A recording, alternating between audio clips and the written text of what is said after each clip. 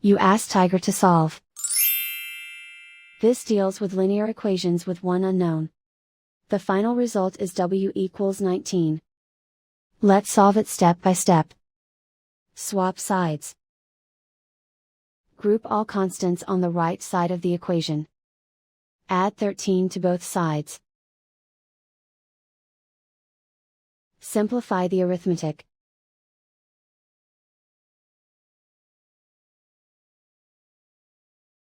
Isolate the w.